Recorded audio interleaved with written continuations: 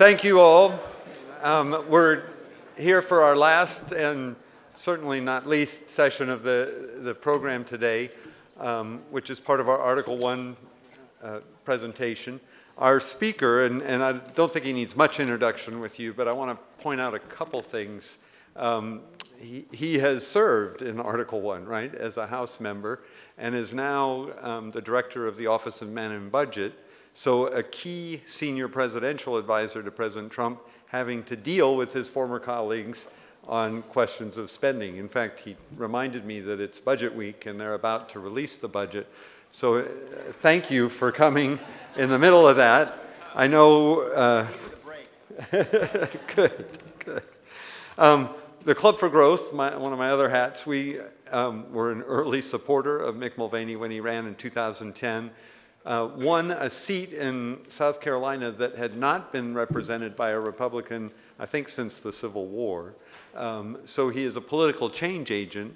He is also, as the man who now directs OIRA, going to be on the point in dealing with the regulatory agencies for the president.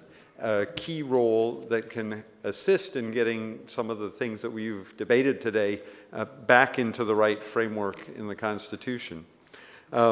He came north for undergraduate at Georgetown and then went back down south to UNC for his law degree. But he's also an entrepreneur. I want to find out what type of family restaurant he has for one of my road trips to visit relatives in South Carolina. But without further ado, I think you'll find Mick Mulvaney is one of the most intelligent and insightful political leaders that we have on today's scene, and it is truly a delight to have you here, Mick. Good to see you both.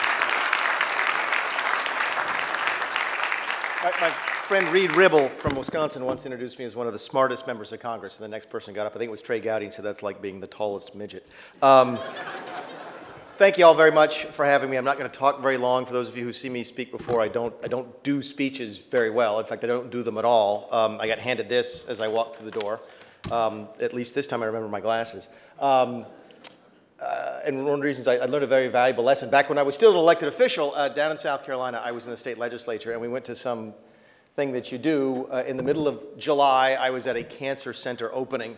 And I was the 9th of 9 elected officials to speak at the outdoor tent in Lancaster County, South Carolina in July. And then behind me was the air conditioning and the drinks.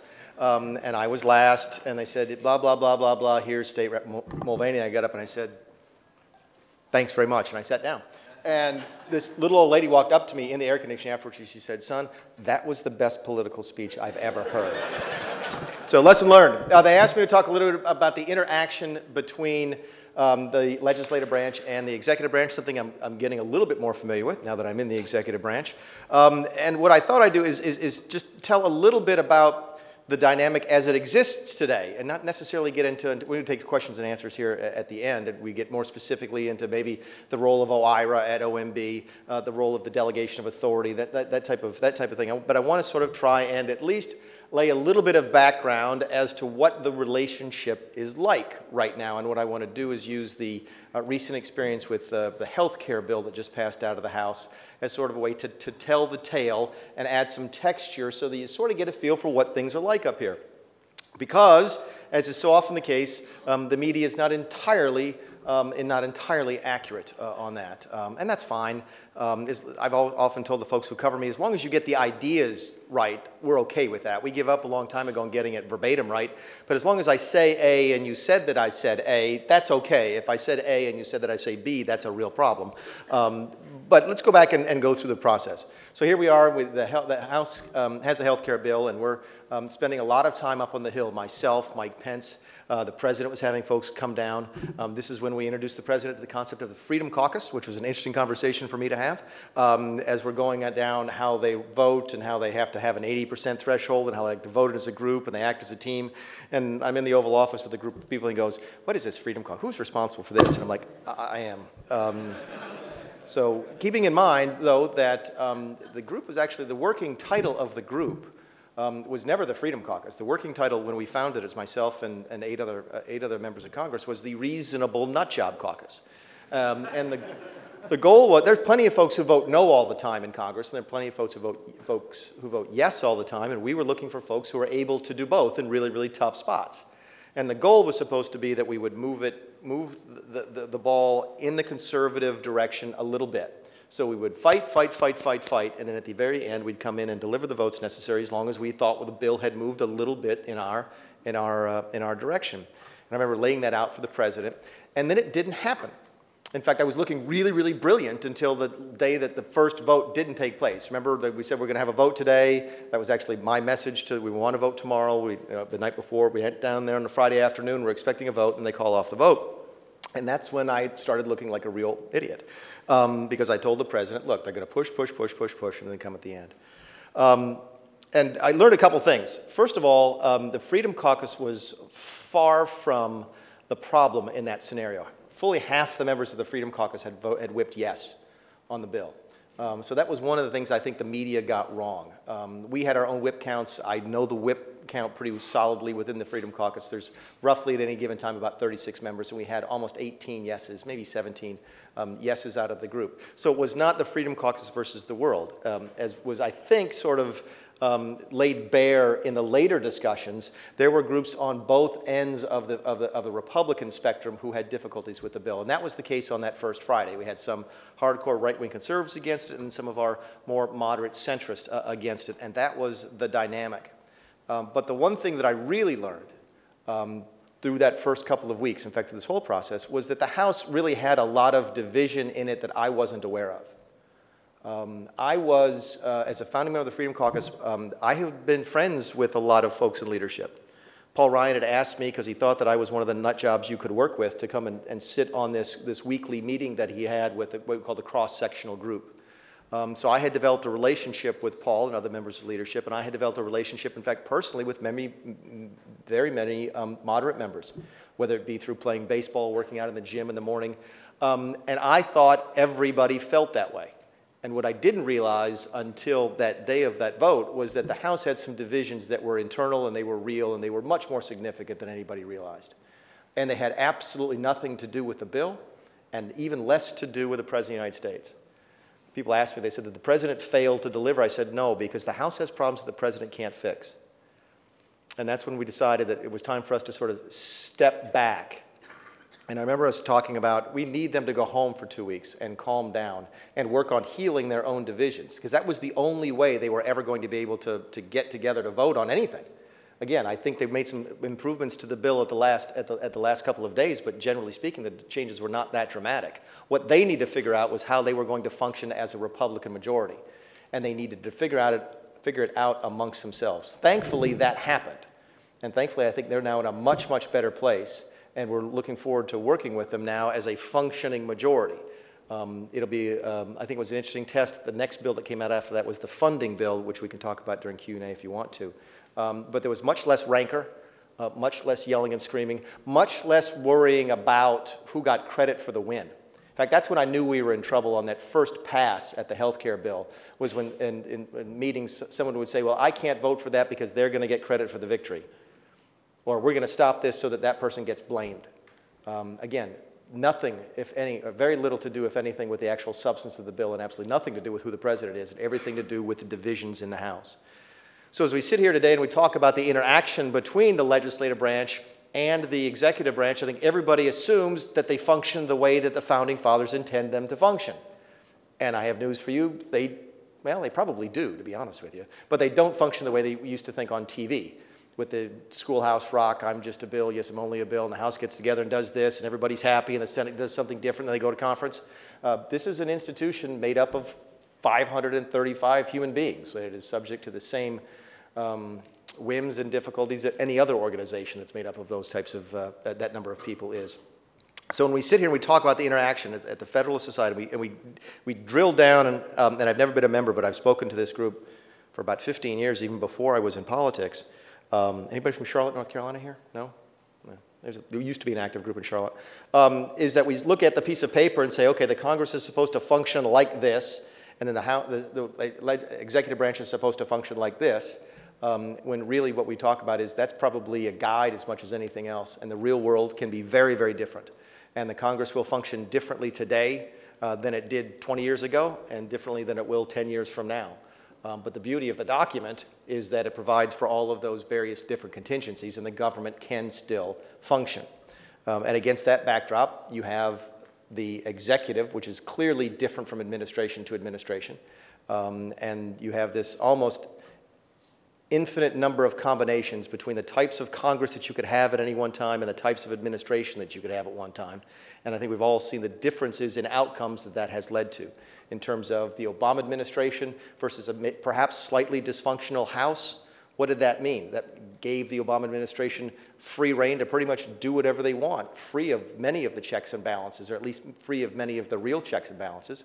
You fast forward now to a Republican administration who's a little bit more respectful of the divisions between the two branches, and you're not seeing nearly as much of that executive overreach, even though you've got a Congress that is almost as dysfunctional as it was a year ago. So, and then as we look forward, we've got a situation that maybe, because you have a president who's not pushing too hard on the envelope, it does give Congress the time to heal itself. So maybe that's my way of wrapping up with this part and saying, I'm fairly optimistic. I'm fairly optimistic with what we're going to be able to do versus through the next 2 years, 4 years, 8 years, in terms of getting the two branches to work together. Because I think we've got folks who at the end of the day, despite the internal difficulties that the House might be having at any particular time, the internal challenges that any White House will have at any particular time, you've got a bunch of folks who at the end of the day are all trying to pull in the same direction. And I think that is something to be proud of and to look forward to.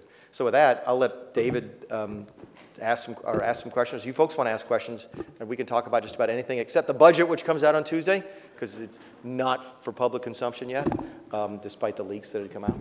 So. Mick, maybe you could start with a few comments on your vision for the role that OIRA will play. Yes, for those of you who don't know OMB, and most of you shouldn't, because you're just not that geeky and down in the weeds, there's a saying about my agency, which is that if you live outside the Beltway, you've never heard of it, and if you live inside the Beltway, you don't know what it is. We are sort of the central junction box for government. Just about everything at some point flows in some fashion through OMB. And in the regulatory world, that means that every single executive order that might come out of the West Wing of the White House comes to OIRA for us to sort of scrub it before it goes out to see the world. And every single agency that's sitting there very diligently in their cubicles making regulations before those will go out to get to see the world come back through OMB again. So everything sort of flows through us, and it does give us a chance to sort of put the president's very unique and distinct thumbprint on what regulations are going to look like. And say what you want to about Donald Trump, and I know the media recently has been saying a lot of things. You've never heard anybody say that he is not absolutely committed to regulatory reform. Go back and read, thank you. Go back and read his first book. I mean, go back and read The Art of the Deal. I think there's 2 or 3 chapters on government inefficiencies and what government regulations do to businesses and how awful it is. He comes by this naturally. This is not something he just adopted for purposes of running a campaign. He really believes that. And I know he's not been very active, but when he named Carl Icahn to sort of this special advisor on regulatory policy, I was really excited about that because what that told me, I was waiting to be confirmed at the time, was that the president was deadly serious about this because Carl is not only a great businessman, he's also one of the president's best friends. And you're not going to ask somebody with that type of stature to get involved in your administration if they're not actually going to have a commitment to it. So when I heard that, I'm like, wow, this is going to be absolutely fabulous. So when I got confirmed, we sat down and started talking about what OIRA could do. And that's when the transition team and the OMB team came up with this 2-for-1 idea. Which is that, with some exceptions, important exceptions that I think folks in this room would agree with, you're not going to be allowed to issue a new reg until you get rid of 2 old ones, all right? And you're not going to be allowed to add to the financial regulatory burden with a new reg until you get rid of some of the old financial burden of the old regs. So we have sort of a regulatory 2 in, 1 out, and a regulatory net neutrality, not net neutrality, goodness gracious, revenue neutrality when it comes to the financial impact. I've seen a bunch of different numbers, and I can't remember if it was you folks or Heritage, it may have been you folks. If Andy's here, he would know this, that said that we had already lowered the annual regulatory burden in the country by $86 billion a year. We've been able to do that mostly by undoing mostly by undoing what the president, what the previous administration had done. People ask me all the time, oh, you guys haven't done that very much. You know, you guys have not had that much to claim success for in the first 100 days. Go down the list of what we've done, okay? Everything that we could pretty much do by ourselves, I don't think anybody could say, you know what, the executive orders haven't been any good, the regulatory rollback hasn't been any good. The stuff that we've been able to do without Congress has been fantastic. When you look at Congress, yes, everybody draws attention to the fact the health care bill didn't pass until after the first 100 days. But I think we've passed now 14 Congressional Review Act pieces of legislation. I think previously it was used once. And so there's a legislative victory or a series of them over the course of the first 120 days now. What's the consistent theme there? Regulatory relief. Okay? No one expected us to get tax bill in the first 100 days. I don't think anybody really expected us to get health care finished during the first 100 days. It would have been nice to have the House pass it. But when you look at that first 120 days, so much of what we've been able to do is focused on that regulatory reform, and I think that speaks to what the president wants to do, and I'm glad that OIRA has been able to be involved with that. Yes, sir. I wanted to ask you about the Paperwork Reduction Act, which the OMB is charged with enforcing. Yes. The theory behind the Paperwork Reduction Act is that it's supposed to sort of act as a shield for private citizens and protect them from unnecessary information collection by government agencies. I wanted to ask, in your experience as a practical matter, does it actually constrain information collection by federal agencies? And if so, how? If not, what's the potential for it to be used to do that in the future? Yeah, keep in mind, it's not just protecting individuals. It's protecting other branches of government and other agencies within the executive branch. I'm bound by it. You know, I mean, I can't send over some stuff that would violate the Paperwork Reduction Act and tell DOD to send me a mountain of documents. There's certain exceptions to that where we can at OMB, but it's actually one of those things that becomes sort of pervasive because everybody knows it's there. And that's the real answer to your question. Does it help? Yes. Because all the agencies know, well, wait a second, now if I do this and I have to make people do that, is that going to violate the Paperwork Reduction Act? So it sort of hangs over those agencies and colors their decision making. I think we're all probably not entirely satisfied with the outcome and still think we can do a better job of reducing the paperwork burden of the citizenry and that it could be a better enforcement, and maybe the previous administration didn't push it as far as we might choose to in this administration. But I think generally speaking, it's pushing things in the right direction. This isn't your question, but since you raised that topic, you probably like this. One of the things we're working on right now within OMB is we have a list of things we want to do, which is always nice when you're in government, and we have a top 10 list of things we'd like to achieve this year. And one of them is we're identifying, let's see if I can articulate this correctly, lists of reports that OMB is statutorily required to produce. Okay, so by law, we must do them, that nobody has asked to see in the last 10 years. Okay? It's frightening how long the list is. It's not done yet, but that's one of the things we're focusing on at OMB this year to try and not only reduce paperwork burdens on the citizens, but also reduce paperwork on us because y'all pay us to generate those reports that nobody cares about. So anyway, yes, sir. Yes, I just want to say that I think this has been, I'd like to congratulate you for probably the best 100 days of regulatory reform since President Reagan. And it's really extraordinary I can't take what credit you for that, guys but have thank been you. able to accomplish. And I know you personally were a champion of the Reins Act when you were in Congress. And a lot of people are asking, well, what is the permanent legacy going to be of the Trump administration? And as you know, we've had a lot of trouble getting the Reins Act through the Senate. But the other problem is that because it's a $100 million threshold, it doesn't protect religious liberty, doesn't protect Second Amendment rights, and creative bureaucrats in a future administration could do multiple regulations which have a lower impact and thus evade than $100 million and evade the Reins Act. So there's now language in the Republican platform, a unanimous endorsement of the Republican National Committee. 1,000 state legislators and 7 governors and former governors, Mike Pence was the first governor, who support a constitutional version of the Reins Act called the Regulation Freedom Amendment, which puts Congress in charge of deciding what's a major regulation and says regulations have to be approved by Congress.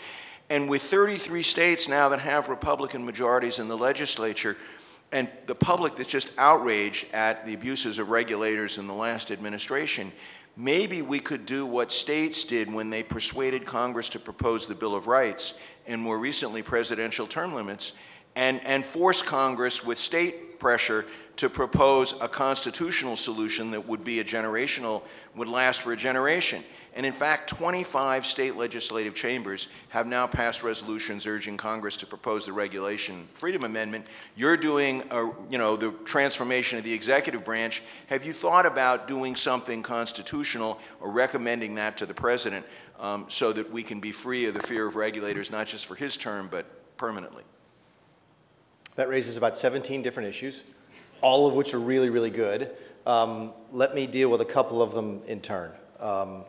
Because you said something early that struck me, which is going to probably appeal more to David than say that David's group than this group, but I think this group can probably get behind it. What's the permanent legacy of this administration? When we are done, what will we look back at and say, that's what we did? And this is not the question you asked, but it's the answer I'm going to give you because it's the answer to your question. 3% sustained economic growth in this country. I tell people all the time that we have forgotten what it's like to live and work in a healthy American economy. If you're here today and you're 30 years old or younger, you really have never worked in a thriving U.S. economy. You've either been through recession or sluggish recovery, and that's it. And I'm here to tell you, as somebody who's old enough to remember a healthy American economy, it is night and day different. I remember what it was like in the 1990s when I quit my job to go start my own company because you had the type of confidence that you knew you could do that because the economy would support it. If you got fired, you could go find another job because the economy would support it. And just imagine the freedom that gives you, the freedom it gives to entrepreneurs, the new business startups, one of the things we've seen drop off dramatically as we've sort of fallen into this, almost into this rut of thinking that 1.9% growth is the new normal. And everything that we are doing is aimed at that. In fact, I read The Economist magazine this weekend, and I thought it was a complete hatchet job on the president. And I'm trying to figure out a way to put succinctly what Trumponomics is, and the top line is 3% sustained economic growth. Keeping in mind, by the way, and I'll put my budget hat back on for a second, you have to make a couple of assumptions to do this, but if we had a longer time, I could explain this. But I'm comfortable saying this, is that if we had 3% economic growth for every year since the last recession, the budget would be balanced this year. That's the difference between what we've had for the last decade and what we could have had for the last decade and should have for the next decades to come. 3% growth is what this country is built on, and it's one of those things that makes America great. Now, to your point about the Reins Act, yes, we'd love to see it passed. In fact, we're trying to figure out a way to strategically to how would we push that, because that is a big part of the president's agenda.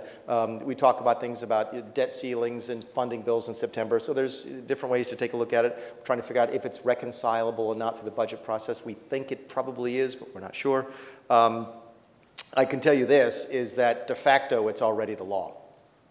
And the folks who are running the agencies know that we're not going to do those without having congressional input. So the problem, of course, is that that's not permanent. And that gets to your last point, or one of your last points.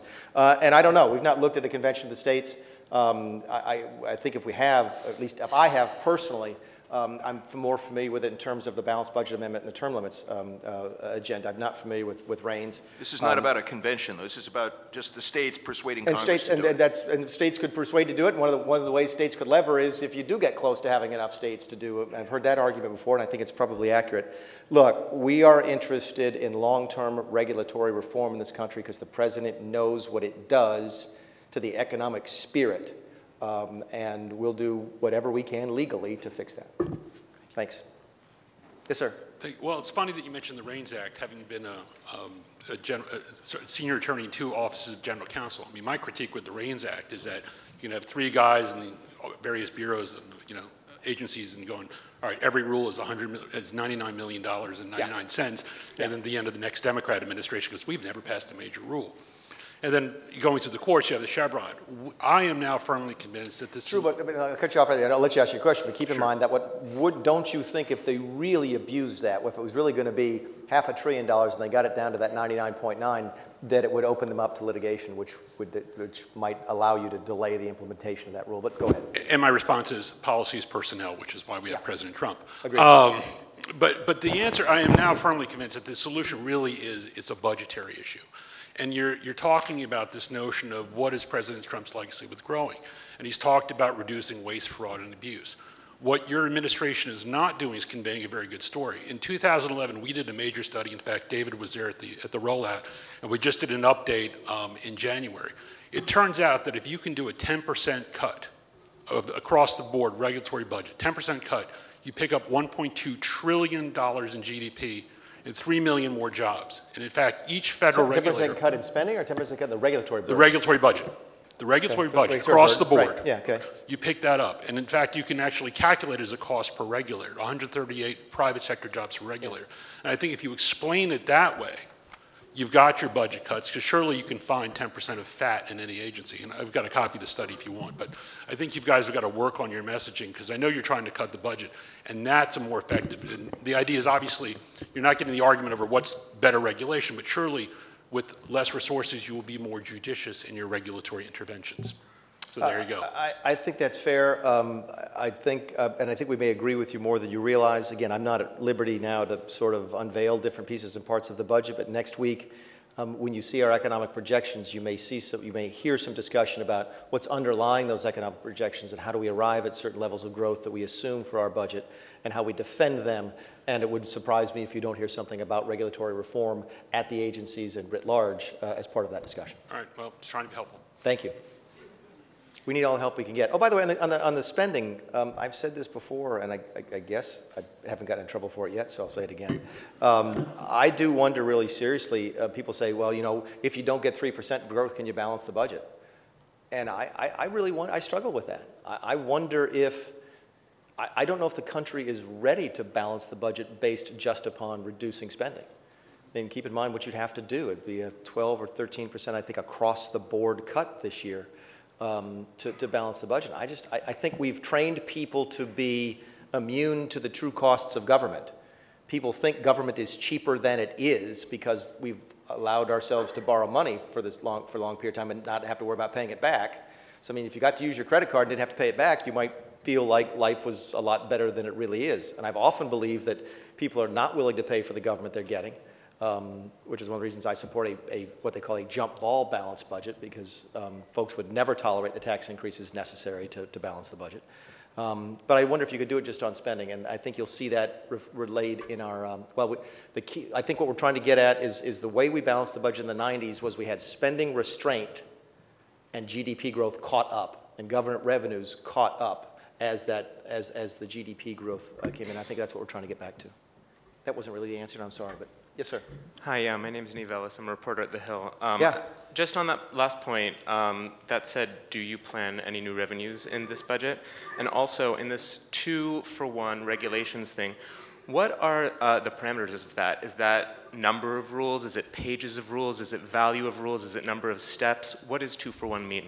Well, I'll go to the second one first, because it's both. It's number of rules, and then you also layer on top of that regulatory budget we talked about, which is you're going to add $1, you got to take $1 out. So the two sort of work together. As to the first one, I'm more than happy to talk to you about what the budget will have in it next week when we actually roll the budget out. You didn't really think I was going to tell you the answer. It was worth a shot. It was worth a shot. Let's yes, do sir. one or two more. Hi, my name is Sean Callahan. Thanks for coming. Hey, Sean. I want to talk a little bit about the CR. So it included a lot of money for defense, the OCO money, which was a priority of the president's, but it also seemed to be a success for the president in that the negotiation process, listening to your press conference, it sounded like the negotiations process that yielded that CR was remarkably functional and open across the aisle. I'm wondering if you could talk a little bit about how that worked and just the CR in general and what that portends for the future. Yeah, it's a really, really good question. It's a little bit down in the weeds, but this seems like that kind of group. I think, yeah, the president we were very pleased with the results of the CR. I know we took originally it was very interesting, by the way. The media reports for the first 24 hours were how the Democrats handed us our hats in the negotiation, and then I went and did a press conference for 45 minutes and showed everybody how well we did, and then all the story stopped.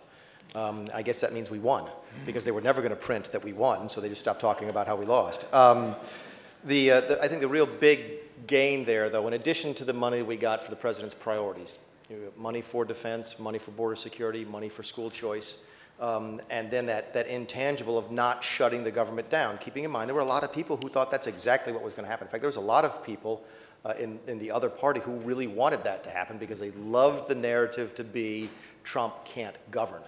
So the fact that we were able to get our priorities funded and not shut the government down, we took as a dramatic success. Did we have to give the Democrats stuff? Yeah, absolutely, because that's the way the Senate works. And if you have to have 60 votes, that means you have to have 8 Democrats, and they're going to want something in return for their votes, and that's what we gave them.